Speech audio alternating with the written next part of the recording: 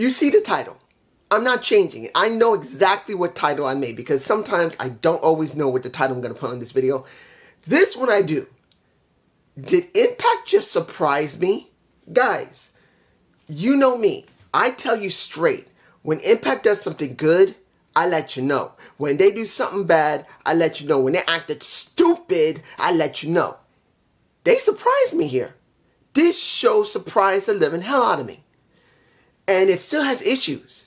Audio was still sounding pretty tinny. Being in Chicago and in that venue, I don't remember what the venue's called. But the audio was a little tinny. Camera work was okay. It was not bad. It was fine.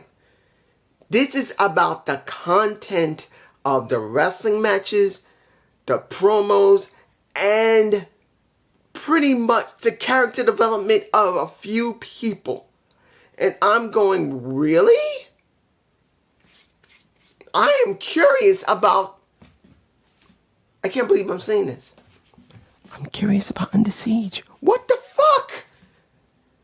I'm surprised about Battleground. That's not bad. When it comes to Double or Nothing, it's not perfect, but it's way better than what Raw and SmackDown's giving. And so is Battleground better than Raw and SmackDown. This is different compared to what Impact is giving us. Let us get into the show. First match, which was a damn good match. Speedball Mac Bailey versus a Chris Sabin.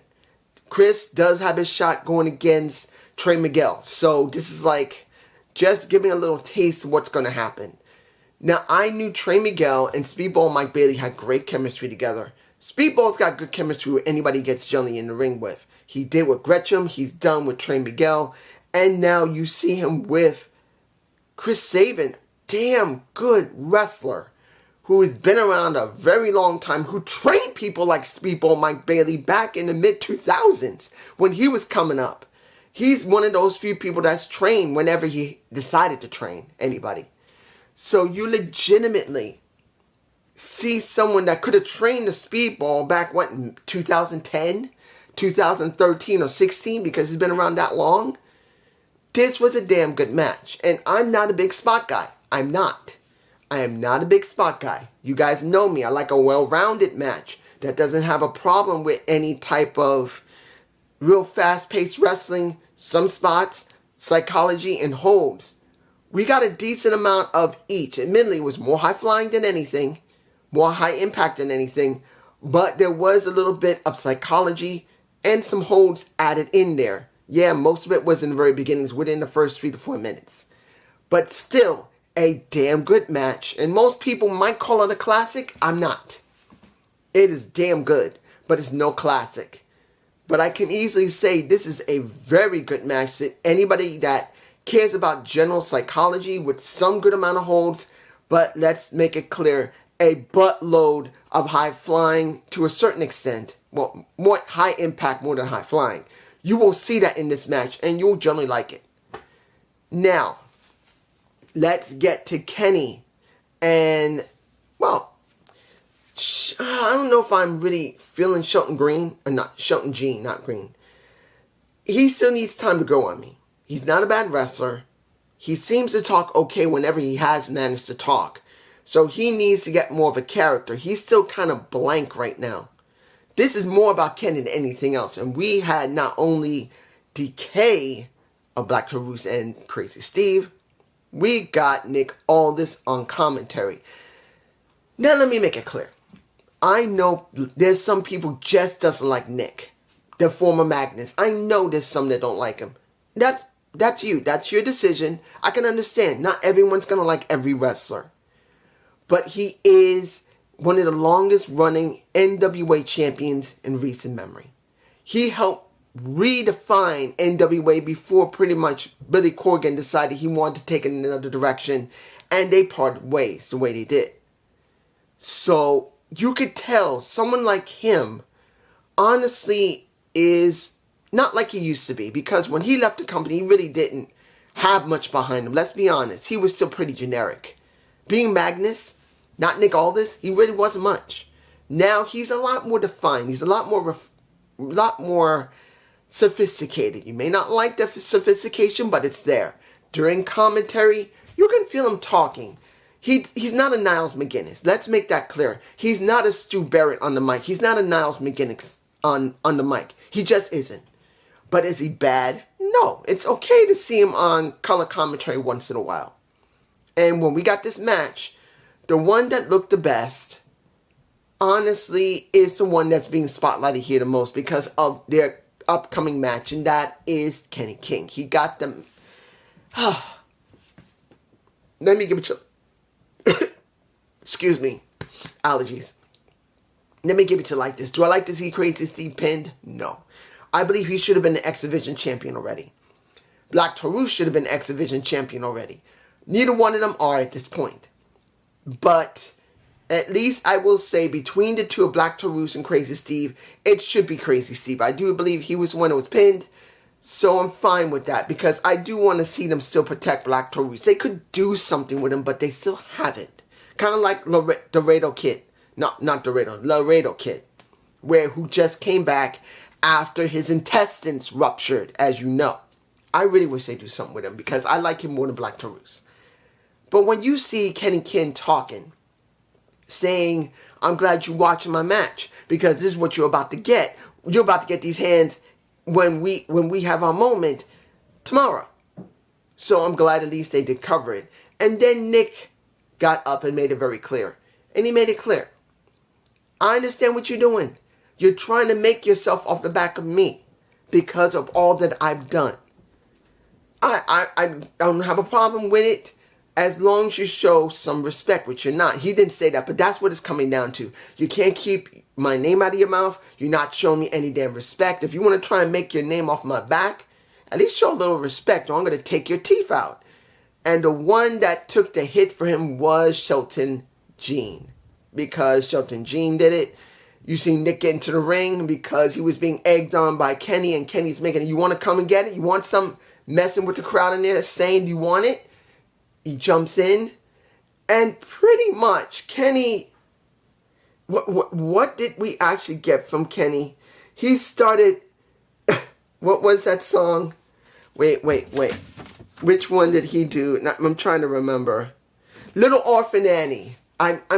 Guys, I didn't expect Kenny King to start singing a little bit of Orphan Annie tomorrow. The song Tomorrow. He started singing it, trying to make it about Nick Aldis wanting something, but he's going to have to wait until tomorrow. I didn't expect that. And let's make this honest. It's corny as fuck.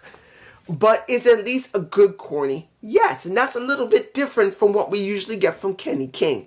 Because let's be honest.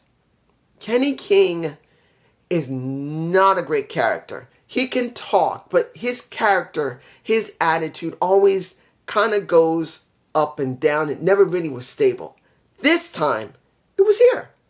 Rock solid what he did doing the Little Orphan Annie song Tomorrow, messing with a Nick Aldis. Was it stupid? Yes. But could it work? It did. And I think he did a decent job with it. I will give that to him. Now, let's get to something I knew that might happen, and I think I might have mentioned it maybe once a while ago. The fight between Marsha Samovich and Killer Kelly. I had this feeling that sooner or later, and I think I did say this many months ago, that sooner or later, Marsha Samovich was going to keep doing like this, but they're not doing anything for her. They're just letting her destroy people. Eventually, she would get somewhere where there would be a title picture, and she just keep losing until she just drops off the face of the planet. But before they do, they'll put her in filler before she drops off the face of the planet. So what do we got? We got her in a feud with Killer Kelly. And here's the thing. I actually really like Killer Kelly. Not saying I don't like Marsha. I want to make this clear to anyone. I never hated Marsha Samovich. I just believe they booked her like crap. And I love Killer Kelly. I love the red color when she came out.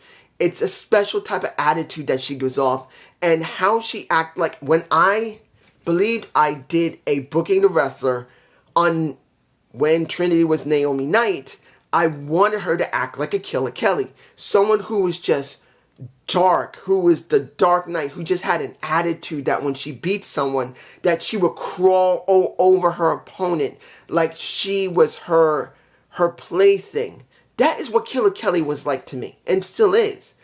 But now, they've done really nothing much with Killer Kelly after she dealt with the Coven and Taylor Wilde. And now Marsha Slamovich is really not doing anything. She went up against Jordan Grace twice. She went up against Deonna Purrazzo. And she's gone up against... she didn't get a chance... Did she?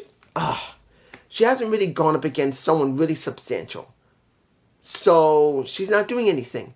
What did they do? They stuck them together. And now they're going to be beating the crap out of each other. Look what happened during this segment. They were in the back. They were beating the crap out of each other. Now, could this work?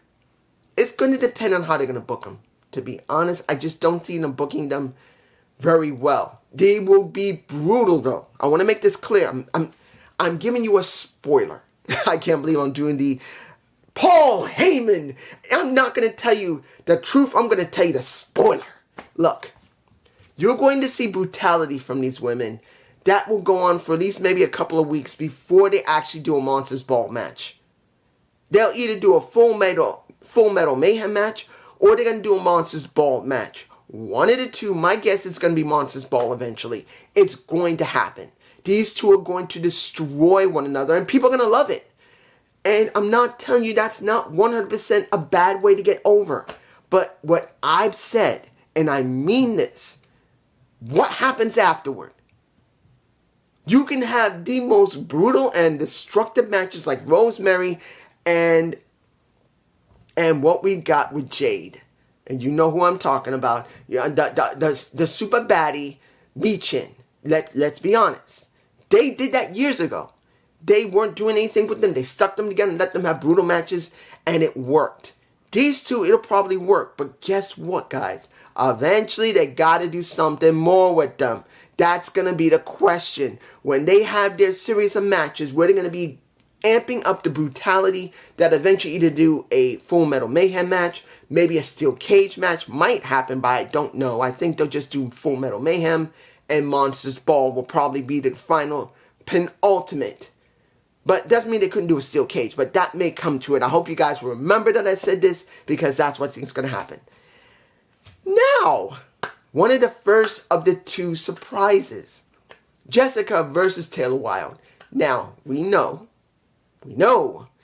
that it came down to this. Jessica's been waiting with the hourglass. I believe I got a shot of it in my face with her. She had been waiting. I don't know if it's the hourglass or Jessica with the hourglass. Guys, this is not about the match. This wasn't about the beatdown. This was about who appeared after the match was over. Taylor Wilde winning. They're beating down Jessica. And then we get music coming from all places, the Impact Provisional Wrestling Federation. I don't have a shot of it. It was so quick I didn't get it. But we are talking about Courtney Rush. If you've seen The Diary of Rosemary, you know what Rosemary's like. And she has been the same character since she came in from Con Air, Pro Con, I believe that's what they call it, Pro Con Wrestling. That's Scott D'Amore's wrestling school. But she hasn't changed her character since she debuted on the Impact roster since 2016 when she started with Decay.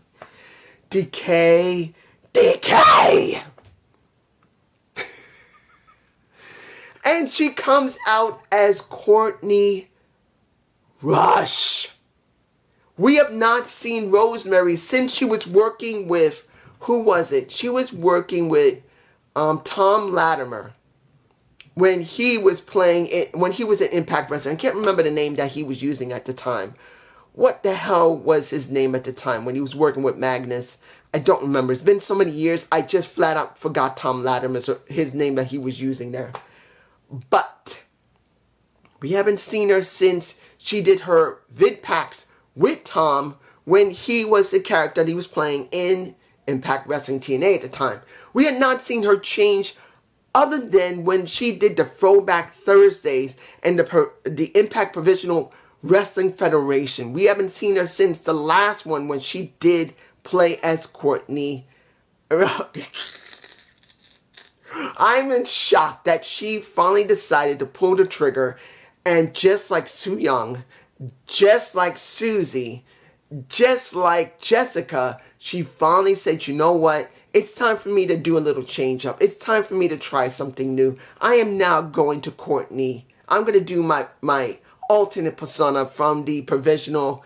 I'm wondering if they're going to do another Throwback Thursday or another Impact Provisional Wrestling Federation, will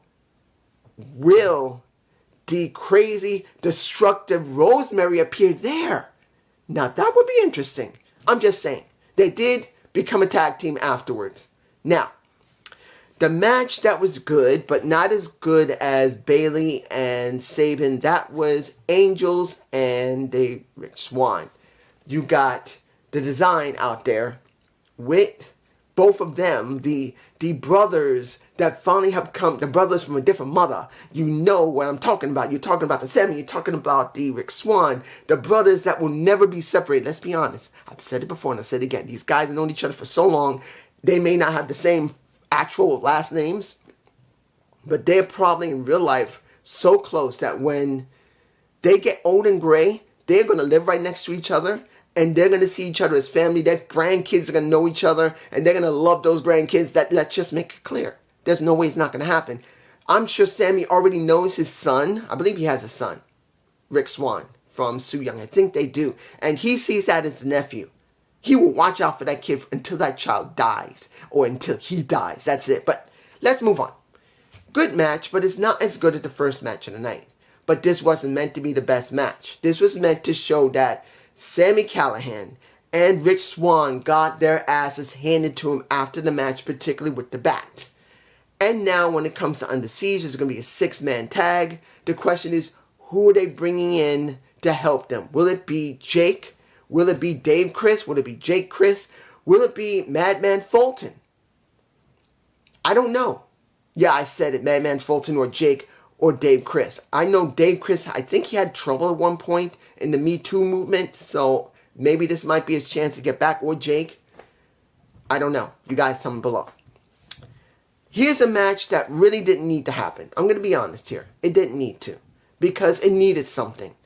You got Alicia Edwards dealing with a Jordynne Grace. Now, Alicia had her moment with Deonna Purrazzo saying that, oh, you're really being friends with Jordynne Grace? You know, she's just trying to use you.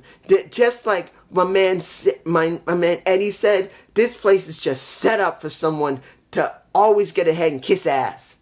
And she goes into the ring, and she gets her ass handed to her, where I think she might actually banged her head a little bit too hard when that Grace driver got her. Here's the thing. Nothing happened. Nothing. If Judy Threat came out, I would buy that. Because as I said before, and I say it again, if Judy Threat is currently working for Impact on maybe a 9 month or 6 month contract, why not turn her heel? I wanted to see her turn heel because she just doesn't feel like a face. She doesn't. I would have thought that she would come out as her backup because Jordynne Grace whooped that ass clean. I'm telling you, there was not even a long match. That was like less than, 15, 20 seconds when they actually started. No, less than 10 seconds when they literally start fighting. And you see Jordynne getting she getting slapped to the chest. And Jordynne's laughing. She gets it. Oh, shit. That hurt. She got it twice from Alicia, and she just started laughing. Because Alicia is a lightweight. She needed muscle, and she didn't get it. So I'm hoping this sets her up with Judy Threat. If it isn't, then this was a big waste of time. I mean, let's be honest. When it comes to Alicia Edwards, they have never really generally done anything unless it was with Eddie. Now you try to turn her heel where she could wrestle on and off, but she's better as a manager than anything else. If she's not going to manage Eddie, who is the one who took off her jacket, she walks down like she's a big ass woman and she got her ass knocked out like a lightweight, she needs backup. I'm just saying. Okay. Let me give it to you like this. The last match of the night. You got Chris Bay versus Skylar. I'm telling you this. That was a rough match. The first match was a high-pace, high-impact match. This one was more brutal than anything else. It was more brutal than the first match because you can see they were really trying to make it important that Chris Bay can take a hit and that Skylar can actually work. That's what it looked like. The question is, does it mean anything? Don't know. Honestly, I don't. Because when it comes to the Helping Hands, who eventually was chanting Little Hands because he was getting his ass whooped. I'll say this, that the Chicago crowd there wasn't a lot of people in the seats. I can understand why they lowered the lights, because you could see in certain angles that some of the seats were not even full. I'm not saying the place was empty. I'm telling you now, just in case someone below says, dude, there was so many people there. I'm not saying there wasn't. I'm just telling you that some of the seats were empty on the lowest rungs. Going up higher, you couldn't tell. But I'm pretty much sure that what little you could see, they looked like they were packed. It's just that the lower seats were not loaded fully. But in the end, you know who won. But the question is, what is the Good Hands going to be doing with a Brian Myers that he hasn't done with the Learning Tree when he was with VSK and when it came to Ziggy Dice? I don't know. And my friend, I know you were wondering, where is Swinger? Where is my dice? No. Sorry, he isn't there. Now, let's get to three last things talked about. 3. First one, my Trinity. Sounded good. They made a nice vid pack about her when she came in, how she felt, and the setup going into Under Siege, as well as for when Purrazzo and Grace are going to have their moment. She's made it very clear. I'm going to deal with my business. I'm going to take care of Gazelle Shaw. But when that time is done, I'm going to start looking to build myself up so I can get ready to go after whoever's going to be the champ. Fine. Good, straight to the point. And understand, you don't like Trinity. More power to you. That's your call. If you don't think she's that great of a wrestler. But people who, like me, who've seen her work her ass off for years to improve her ring work, to improve her mic skills, and to improve her persona, she's come a long way. And now the question is going to be, from what she was here in WWE, what is she going to learn when she's in Impact? You got a big gap. If she's willing to really apply herself, how much is she going to grow? That's going to be the big question for me personally. Second, the second thing that surprised me. I was originally going to say, did Dango do a real shoot? That was the original thing I was thinking about until I saw this. I could not use that title because everything generally surprised me to a certain extent. When it came down to it, Dango, not Johnny Curtis. Dango, not the silly Dango. Dirty Dango. Dango legitimately did a shoot. He didn't lie. Guys, he did not fucking lie. Anything that he said and that interview style of promo and video package legitimately is true. Let's be honest. He is from the older time when wrestlers didn't look at Twitter, Instagram, especially they didn't have it back then. They had Facebook. They had Tumblr. You can see how old I am. But the point is, legitimately, all that he said was not a lie. Even mentioning Jim Cornette, knowing that he's going to shit on it, but he says, I love it. He legitimately leaned into what people have been saying about wrestlers for more than a few years, that they're oversensitive, they feel like they're entitled, and they feel like they can do stuff. And he made it very clear. And I think it's legitimate because he has done business outside of pro wrestling. He could retire anytime he wants. He's made money. He made money in WWE. He made investments, particularly like Tyler Breeze made investments while he was working to make sure that if he never wants to wrestle again, he doesn't have to. He's good. So legitimately, he made it clear, I don't have to wrestle. I'm doing this for fun. Of course, he's going to make some money. He is making money. Let's make it clear. He was in NWA, so he's not 100% telling the truth, but he's not 100% lying either. It's like 50-50. So when it comes down to it, this was legitimately as close as you can get a shoot from Dirty Dango. Are you serious? Dirty Dango does a legitimate shoot, screwing around, making it very clear he don't give a fuck. He's going to act any way he wants. He's dropped the persona being a joke, and now maybe they may have actually someone new and different on their hands. Please, Impact, don't be stupid and fuck this up. I'm not saying that Dirty Dango's the greatest wrestler. He's not. I'm not saying he's the greatest talker. He's not. I'm not saying he has the greatest charisma. He doesn't. But you just let someone that has been in the business long enough to cut a promo that is as close to real life as possible, saying legitimate stuff that most pro wrestlers don't like to hear, don't like to say, and get pissed off at each other when they do it. And he just did it. Impact Wrestling let him do it. So this was a surprise. Flat out, I loved it. If you didn't like it, more power to you. Fine. But me, that was the rarest little tidbit of pro wrestling that we have seen in a while, where someone who has never done that has done it and done it pretty damn well. Finally, not much here. We knew PCO was going to make it to Under Siege when Macklin came out. Excuse me. Oh, pollen here is this big, guys. I'm telling you, the pollen here is this big. Even after taking medicine, the pollen is this freaking big in New York. Haven't sneezed yet. Waiting. But, excuse me.